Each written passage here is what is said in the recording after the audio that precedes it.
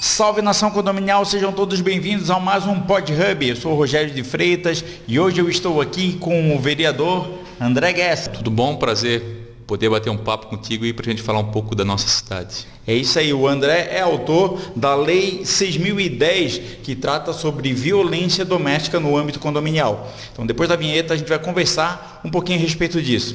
Acompanhem. Então, André, me conta um pouquinho, antes de tudo, um pouquinho da tua história. Quanto tempo tu é vereador aqui no município vizinho de Florianópolis, o município de São José? A minha história, na verdade, ela já vem de muito tempo, porque eu sempre tive um envolvimento com política através dos meus pais, né, participando de campanhas, enfim. E no decorrer desse meu crescimento, hoje eu estou com 43 anos, os amigos sempre perguntavam quando é que vai participar, quando é que vai ser candidato. Eu nunca tive a pretensão de fato. Mas daí em 2016, em 2015 na verdade, eu me reuni com alguns amigos e perguntei para eles, vamos encarar essa eleição de 2016? E a galera topou, né? Eram umas 20 pessoas, mais ou menos, 25. Conversei com a minha família e daí a família até ficou meio assim, André, não vai. Falaram para mim, não vai, porque o meu pai, ele foi vereador no município, na época, nos anos 80, e meu pai era um cara muito fiscalizador e ele sofreu um bocadinho, assim, agressões, era uma época pós-ditadura, mas eu convenci eles e acabei me candidatando em 2016, porque nós apoiamos, para apoiar inclusive um candidato a prefeito também, botei meu nome à disposição, e foi uma campanha que deu certo. Foi uma campanha que eu botei uma pastinha debaixo do braço e andava nos bairros, nos comércios, né, com uma folha A4, quase 10 para o mandato, e com essa galera que também são os meus amigos, cada um no seu quintal pedindo apoio, e acabou que nós entramos, e foi uma surpresa, porque tinham no nosso partido, que é o PDT, tinha alguns candidatos, inclusive um ex-vice-prefeito, tinha um que já era vereador, então eu me colocava como alguém que estava ajudando a legenda e que podia ficar lá em terceiro, quarto, e acabou que eu fui o mais votado do partido e acabei ficando com essa cadeira, que foi a única cadeira que nós fizemos.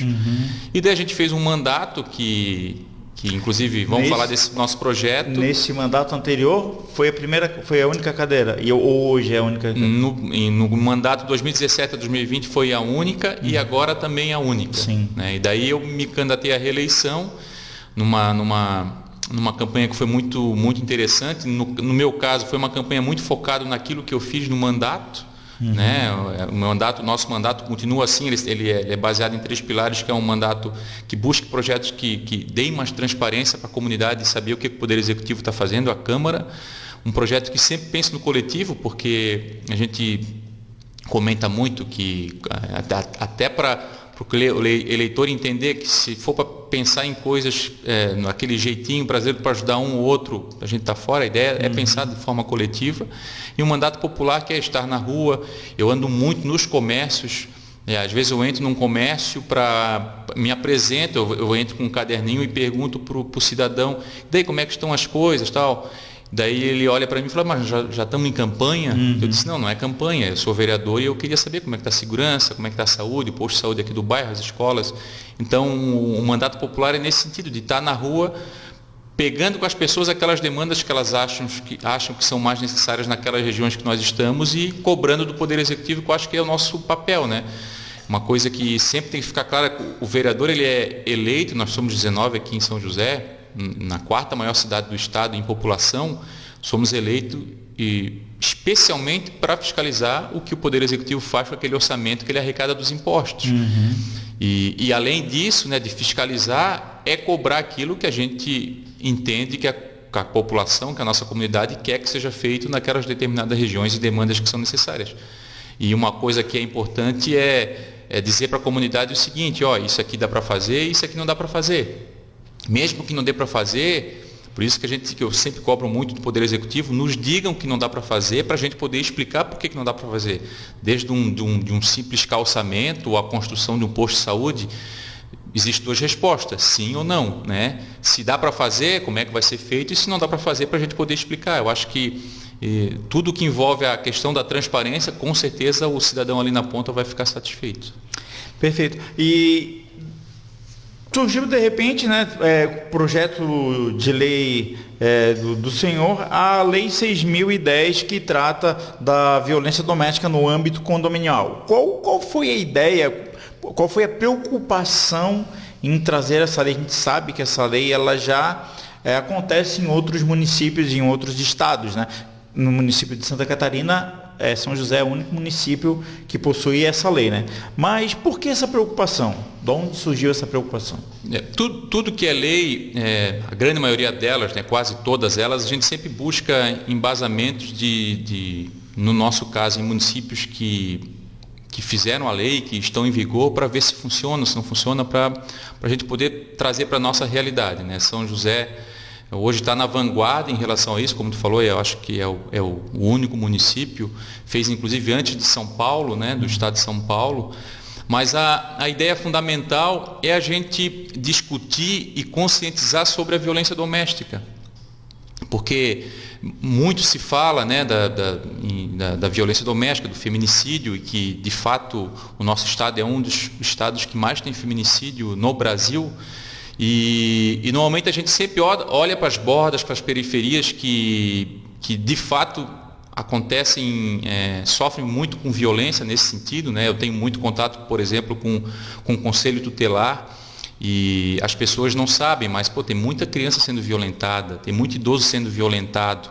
E então essa é uma preocupação. Inclusive lá no primeiro mandato a gente defendia esse tema como a prioridade das prioridades, porque a gente sabia que tinha uma demanda gigantesca na nossa cidade de violência contra crianças, e a gente está falando de violência física, psicológica, e imagina, né, tu saber que tem criança sendo estuprada, que já foi diagnosticado que está sendo estuprado e que precisa de um atendimento público. E daí nesse sentido a gente foi buscar buscar leis que falam sobre a questão da violência doméstica, e achamos super interessante essa questão de obrigar os condomínios a denunciarem aos órgãos de segurança, porque São José, e daí eu acho que tu vai poder inclusive me corrigir se eu estiver errado, eu andei lendo, é a 9ª cidade mais verticalizada do país. Então é uma cidade que tem muitos condomínios, tem muito prédio. E tem prédios aí que tem 70 apartamentos, né? Tem condomínios com 400 apartamentos. Nós temos no município de São José condomínios com 734 unidades. É um município dentro do município. É um município, falasse tudo, é um bairro. Tem condomínio que é um bairro, né? Com 700 apartamentos. Quantas pessoas tem? 1.400. Um abraço para o síndico Pedro Rick, lá, que é o síndico da... Olha só, então eu acho que é importante a gente ir fechando cada vez mais as arestas para fazer com que a gente diminua a violência contra mulheres, enfim, violência doméstica contra crianças. E, de fato, eu também moro em prédio, moro lá em Areias, e, de fato, se os condomínios forem obrigados, hoje são obrigados, né? Claro que a ideia não é multar ninguém, mas conscientizar as pessoas de que se tu sabe que está acontecendo alguma coisa no apartamento do lado, em cima ou embaixo, chama os órgãos de segurança, porque daí os órgãos de segurança, não vai ser quem vai fazer a denúncia, não vai ser o condomínio, mas os órgãos de segurança vão fazer a fiscalização e, conforme as normas da lei, vão fazer valer a lei. Eu acho que o importante dela é a gente evitar que, de repente, eu sei que naquela residência, naquele apartamento está tendo algum tipo de violência, eu não falo nada, e daqui a um mês pode ter uma fatalidade de alguém vir a morrer, né? Enfim, feminicídio está aí. Interessante, você falou daqui a um mês, e a lei ela estipulou um prazo, né? Ela diz que no prazo de 24 horas o síndico tem que dar informações ao poder público, no caso a Polícia Militar ou um órgão de segurança pública competente.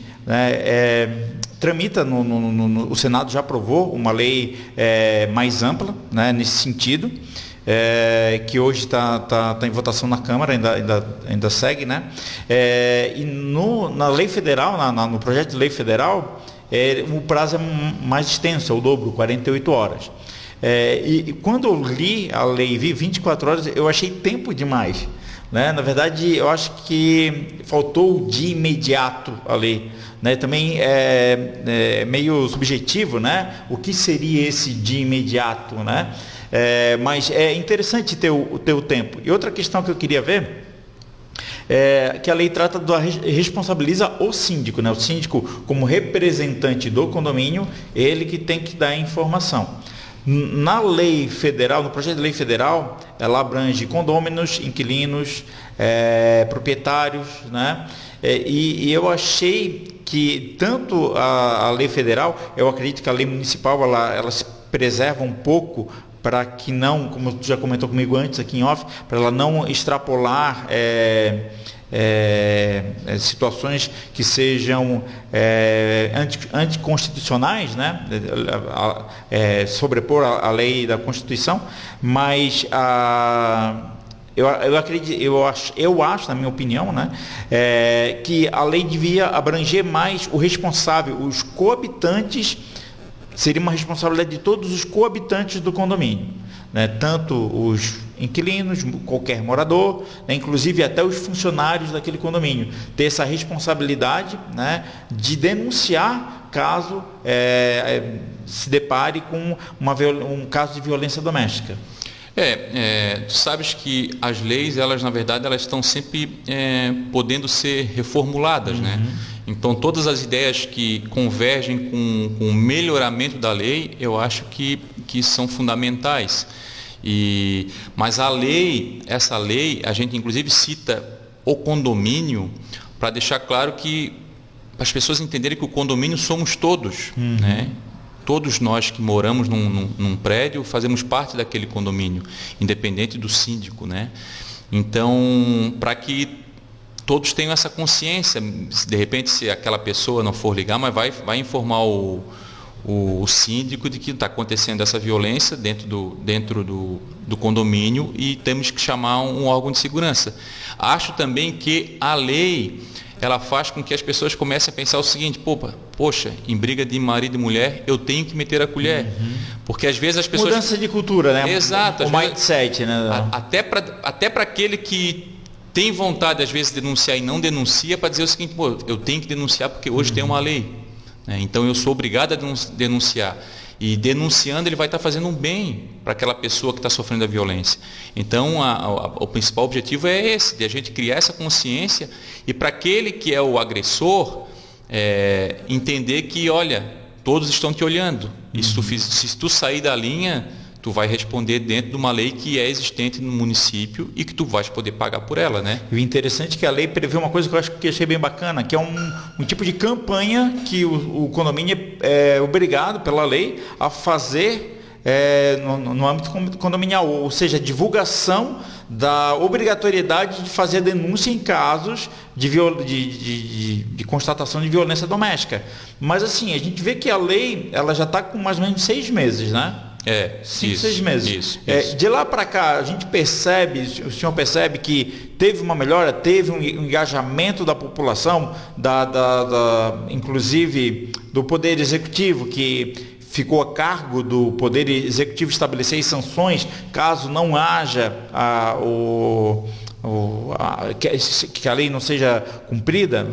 Qual é a sua percepção? Eu também concordo contigo, eu acho que ela poderia estar muito mais bem divulgada, de certa forma, especialmente pelo Poder Executivo, e essa é uma prerrogativa do Poder Executivo, de quem executa, né? A gente formula leis, tanto que a gente não pode formular determinadas leis que são prerrogativas exclusivas do Poder Executivo. Eu não posso fazer uma lei para construir uma escola nem uma creche, mas esse tipo de lei a gente pode, nós temos embasamento constitucional. E daí sim, depois de aprovada e sancionada, o Poder Executivo, inclusive está na lei, ele tem que fazer a divulgação em massa primeiramente e depois fazer a fiscalização. Como tu falou, já se passaram 6 meses. E uma outra questão que eu havia comentado contigo anteriormente, que São José, por estar do lado da capital, às vezes fica um pouco para trás nas divulgações que a grande imprensa acaba dando para a capital, né? E São José. E infelizmente, por mais que nós tenhamos mandado para todos os meios de comunicação, nós não vimos essa divulgação nos meios de comunicação. E tu ficasse sabendo porque tu viu que São Paulo sancionou uma lei. Apesar de ter sido divulgado no Jornal dos Condomínios, na verdade foi onde eu fiquei sabendo que o autor era o senhor, né, através de uma matéria do Jornal dos Condomínios, né, e tinha sido amplamente divulgado. Mas quando nós fizemos um podcast anterior falando da lei de São Paulo, nos informaram, olha, tem essa matéria aqui do Jornal dos Condomínios dizendo que tem no município de São José, mas eu não estava sabendo, eu realmente não estava sabendo. E até falo assim para os colegas síndicos, os colegas de sindicatura, né, que precisam ter amplo conhecimento dessa lei, porque existem algumas obrigações para o síndico, né, tomar para que ela tenha efetividade.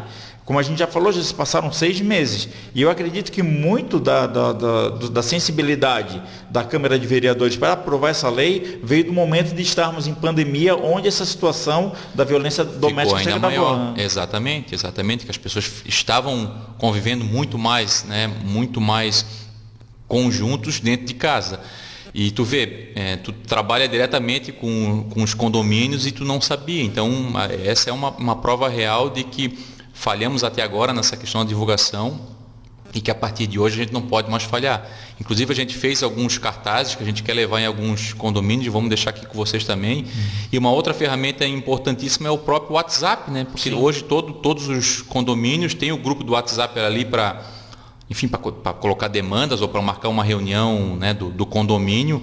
E essa talvez seja uma ferramenta para chegar de uma maneira mais rápida nas pessoas que moram nesses condomínios.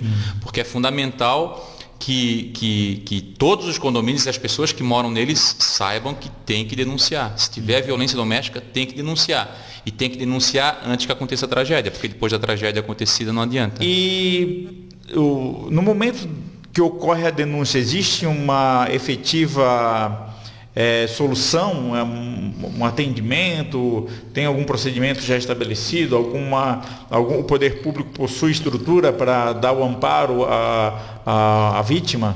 Sim. Na verdade, depois que o condomínio faz a denúncia, daí são os órgãos de segurança, dentro daquilo que eles já fazem antes desta lei, que vão enfim, fazer todas as investigações do caso. Né? Em São José, conforme os órgãos de segurança, a Polícia Civil, identifica que está acontecendo problemas naquela determinada residência, naquele determinado apartamento, eles automaticamente daí sim conversam com a Secretaria de Assistência Social, que daí dá amparo àquela mulher ou àquela criança que está sofrendo a violência. Então a lei é para que o condomínio chame o órgão de segurança, que o órgão de segurança vai saber o que tem que ser feito. E daí, por exemplo, se a mulher tiver que ter uma medida protetiva, daí o órgão de segurança vai fazer isso em conjunto com a Prefeitura Municipal de São José. Inclusive, nós temos uma casa em São José, né, que dá amparo a essas mulheres, quando é mulher. E daí a lei vai tramitar como ela tem que tramitar anteriormente a essa lei que nós aprovamos em São José. E no caso do surgimento de uma denúncia que não se configurou ou que não se classificou como violência doméstica, era só uma discussão e deu impressão, tal, foi feita a denúncia. Mas quem vai poder analisar isso são os órgãos de segurança, né? Porque não tem como aquele que não é o profissional da segurança dizer que de fato está acontecendo uma violência ou não. Mas naquela dúvida, será que está tendo uma violência doméstica aqui? A recomendação é essa. Não tem problema algum de um órgão de segurança, tomara que não seja violência, né? De ele chegar lá, não, foi um equívoco, ok? Mas é importante chamar porque pode ser violência doméstica. E daí, se é violência doméstica, daí os órgãos de segurança vão ter que tomar as providências que são devidas. Né? E como tu falou agora há pouco, a questão da pandemia nos números ficou muito consagrado de que aumentaram. Né? E se aumentou, né, nos bairros mais periféricos, como a gente sabe, com certeza aumentou também nos condomínios. Né? Sim. Porque a violência doméstica ela acontece na classe A, na classe B, na classe C, enfim, violência doméstica acontece porque existe essa patologia terrível e que a gente precisa combater. E eu acho que através desse projeto de lei, a gente pelo menos consegue conscientizar as pessoas de que se mete porque daqui a pouco o negócio pode ficar pior. A proximidade, né, a coabitação que existe dentro do âmbito condominial, ela facilita muito essa percepção, né, da violência doméstica. Num bairro, eu vivi a minha vida toda até casar, né, vivi em casas, né, num bairro que eram casas, eram tão espaçadas que a gente não sabia que ocorria na casa de um vizinho, né? Depois que eu fui morar em condomínio, eu vi que é muito próximo mesmo. A gente sabe a hora que o vizinho está saindo para o trabalho, a hora que ele está chegando, pelos passos que a gente ouve, né, no apartamento de cima. Então, essa questão da violência, de barulhos estranhos, realmente ele serve como um alerta. Essa proximidade é muito importante. 30% da população brasileira, a gente tem esse dado, né, moram em condomínios. Alguns municípios, por exemplo, como o vereador aqui falou, tem cidades que são mais verticalizadas e esse número é um pouquinho até maior, né? Então é importante, sim, essa lei ser aplicada a condomínio, e a gente espera que o exemplo, né, que ela traga frutos e que o exemplo seja copiado para quem não vive também no âmbito condominial. E tem uma questão que, quando tu pensa em casas, a casa, mesmo que tu não more no lado de uma residência que alguém pratique uma violência doméstica, tu passando pela frente da casa, muitas vezes tu consegue inclusive perceber isso, né? Mas dentro do apartamento, tu não vai perceber, pelo menos da rua nunca vai perceber. Os únicos que sabem que pode estar acontecendo é quem mora ou embaixo, ou em cima, ou na frente, e muitas vezes tem vizinhos que moram de frente na porta, mas não tem um diálogo. Isso acontece muito, né? Ou que mora em cima, ou que mora embaixo.